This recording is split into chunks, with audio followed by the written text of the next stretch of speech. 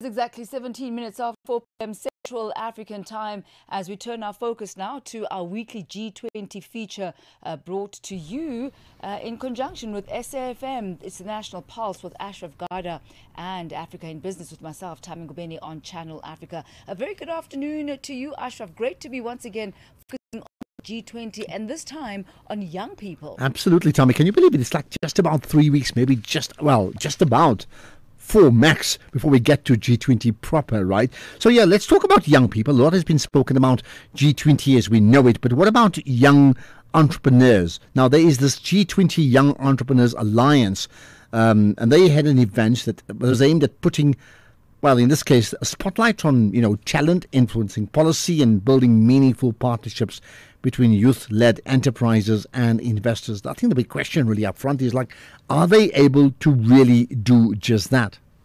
Certainly. I mean, if you look at the G20 Young Entrepreneurs Alliance Summit, what that is really is a strategic platform for cultural diplomacy. And how do they do this? They do this by engaging with young people, rising entrepreneurs from across the various G20 countries. And they also do this while also building an affinity among future businesses and policy leaders. Because really, this is the next era. It's the next frontier of world and business leaders and policymakers as well.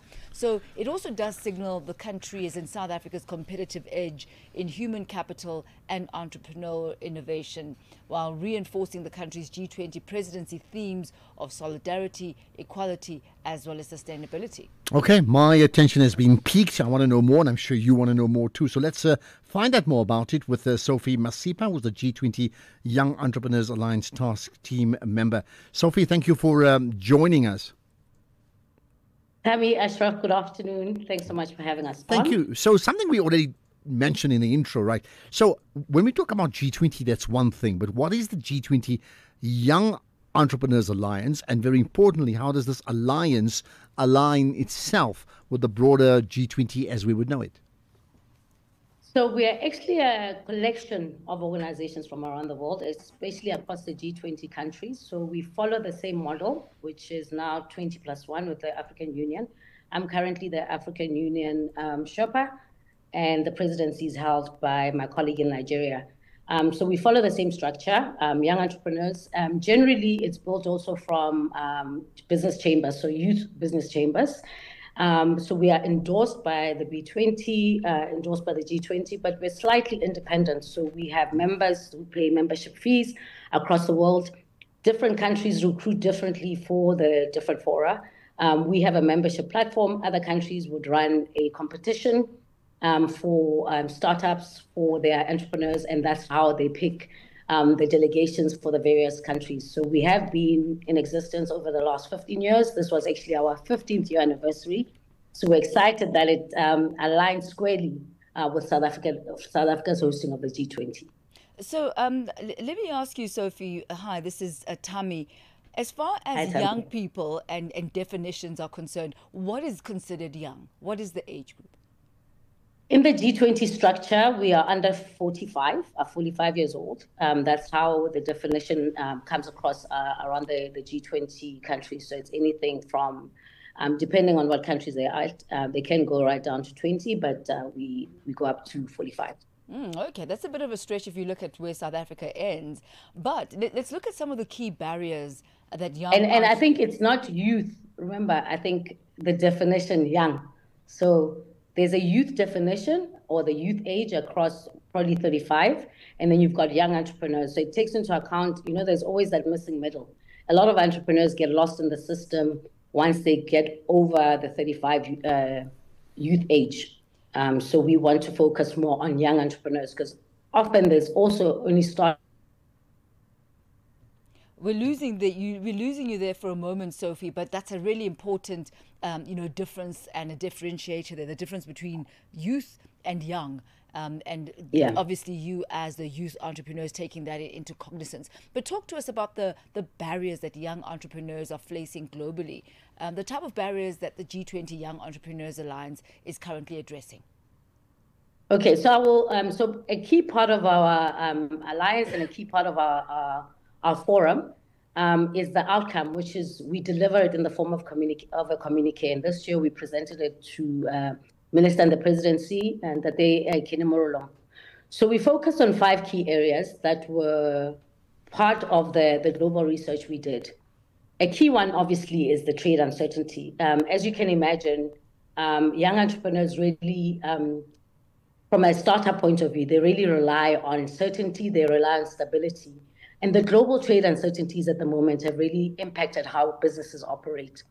So one of the key focus areas was really trying to get measures to place trade certainty at the center of a conversation when it comes to young entrepreneurs.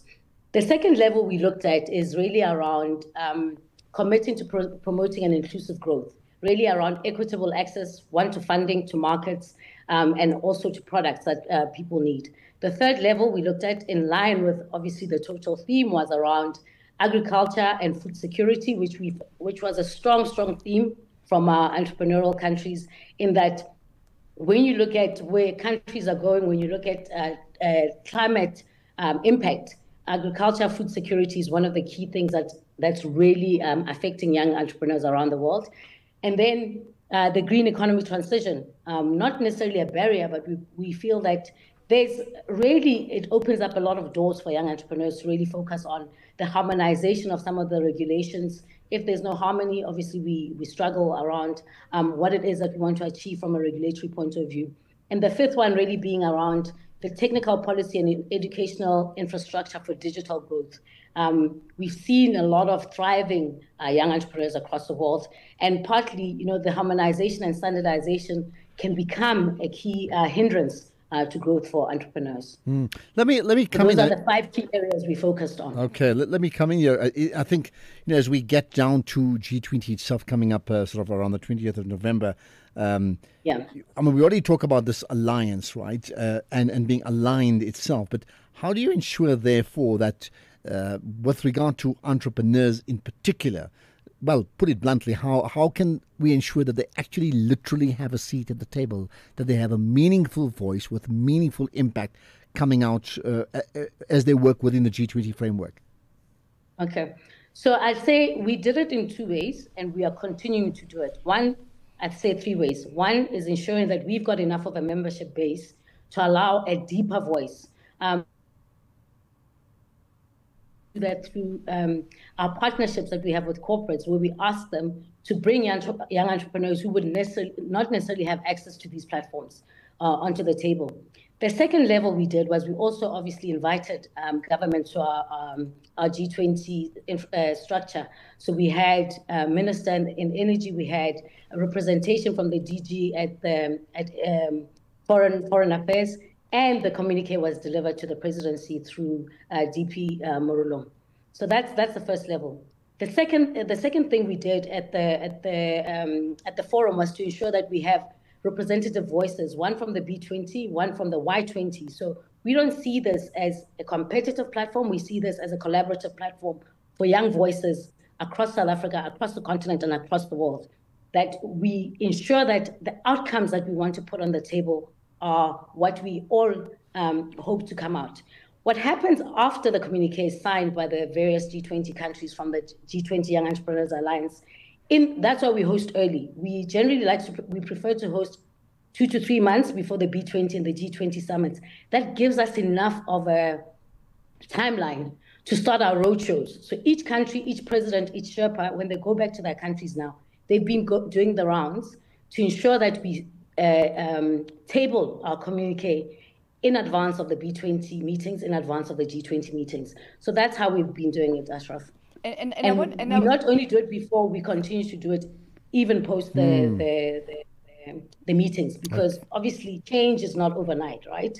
So as much as we can ensure that some of our voices heard and the inputs from young entrepreneurs are taken into account, what is key is to ensure that we are liaising with the various youth platforms, liaising with the various departments responsible for policy structuring for the various youth movements. And then across the world, we keep on sharing information. We have leadership summits at least 2 to 3 times a year to ensure that we know that our roadshows are happening, and we track we measure how we're progressing with the tabling of some of what we're looking for. And that's where I'd like us to perhaps round off, Sophie, how exactly you measure the impact of all the interventions that you put in place. Clearly, yours is a 365-day affair. It's not just limited to when, the summits are actually taking place. But how do you measure the impact that you've had on entrepreneurship ecosystems, as well as the very important policy reforms across your various member countries? Okay, so I think one of the key things that we set out in the communique, for instance, where we speak. So under each of the 5 elements that I spoke about, we have a wish list. So whether it's an entrepreneurship fund, whether we're talking about cross-border innovation hubs, right? So we set a target.